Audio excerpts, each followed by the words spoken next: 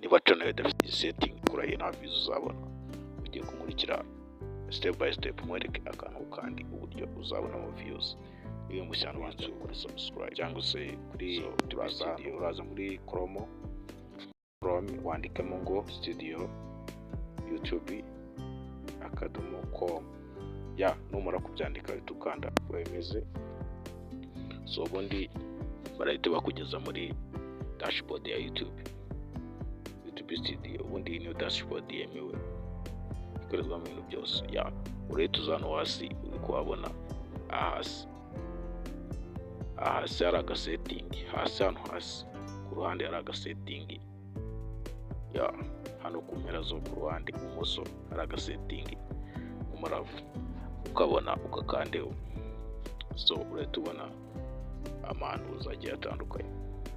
So ugiye kwibaza impamvu channel yawe itabonaga views, ndakwereka impamvu. So hari settings z'ingenzi udafungura kuri channel yawe kandi yakabaye kuba izifite. Urahita ukanda kuri tudomo two hejuru. So telefone yawe igire nk'imashini kugira ngo ikore neza cyane. Nurangiza uhita uza hano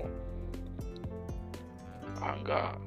So ukandeho, urabona nkanzo ukandeho. So utegereze byirodi. Nimara kujyamo ubundi ukoresha telefone urabona tableau dashboard yagezemo setting.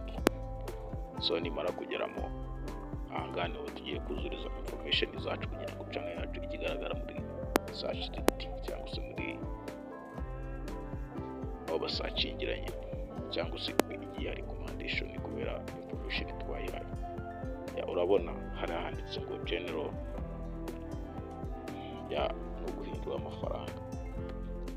Urabona handitse USD as dollar. Urahita ukandaho niba ushaka kujya ngo mu madolari cyangwa se mu yandi mafaranga yari yose ayo ushaka kugamo. Urakandaho wemeza no ku mafaranga ushaka. Namara kujya amafaranga ushaka ubundi. So numara kwemeza ku mafaranga ushaka leta bijyamo. Turahita tumanuka tuzana handitse ngo channel. Muri channel rero niho byose bibera, niho setting z'ingenzi ziri. So ndakubutsa gukora subscribe ugafungura inzogera kugeza uzajya ubona ubutumwa cyangwa se video tuba twashyizeho.